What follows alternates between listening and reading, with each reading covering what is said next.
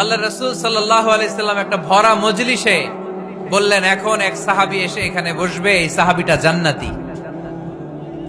সব সাহাবারা অবাক, না জানি তিনি কার কথা বললেন। সবাই দেখতে পেলেন ইন দ্য মিন টাইম এক আনসারী সাহাবী এসে এই জায়গাটাতে বসলো। তার কয়েকদিন পরে আরেকটা ভরা মজলিসে আল্লাহ রাসূল বললেন, এখন এই মাত্র এক সাহাবী এসে এখানে বসবে, এই সাহাবীটা জান্নাতি। ঠিক ওই দিনও ওই আনসারী সাহাবীটা এসে ওইখানে বসেছে। আবার কয়েকদিন পরে আল্লাহ রাসূল সাল্লাল্লাহু আলাইহি ওয়াসাল্লাম বললেন, এই মুহূর্তে এই মজলিসে এমন এক সাহাবী ঢুকবে, এই সাহাবীটা জান্নাতি।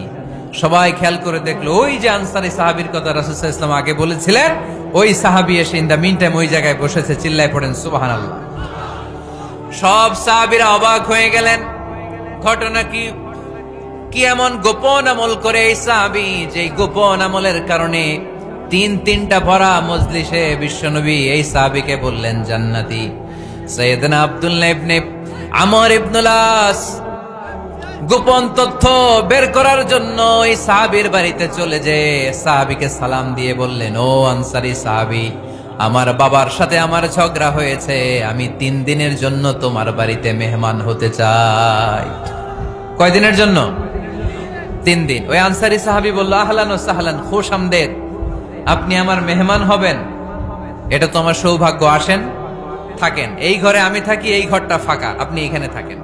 এবার আব্দুল্লাহ ইবনে আমর ইবনুল আস খেয়াল করলেন কোন গোপন আমল করে কিনা, কোন নেক আমল আছে কিনা এই সাহাবীর, যে কারণে 3বার বিশ্বনবী এই সাহাবীরে জান্নাতি বলেছে।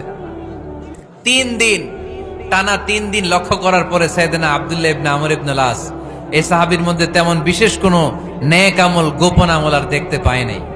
3 দিন যখন শেষ, যাওয়ার পথে বলে, ভাই আসলে আমার আব্বার সাথে আমার তেমন কোনো ঝগড়া টগড়া হয় নাই।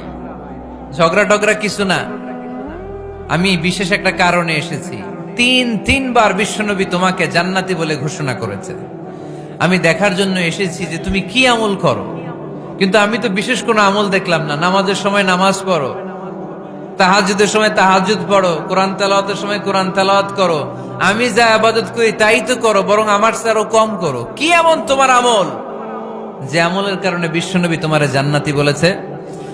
সাহাবীটাকে বলে, আব্দুল্লাহ, আমার জীবনে বিশেষ কোনো আমল নাই, এমন কোন আমল আমি আমার জীবনে করি নাই যে আমলের কারণে বিশ্বনবী আমারে জান্নাতি বলে ঘোষণা দিতে পারে। তবে হ্যাঁ, এমন একটি আমল আছে, প্রতি রাতে ওই আমলটা করে আমি বিছানায় ঘুমাতে যাই।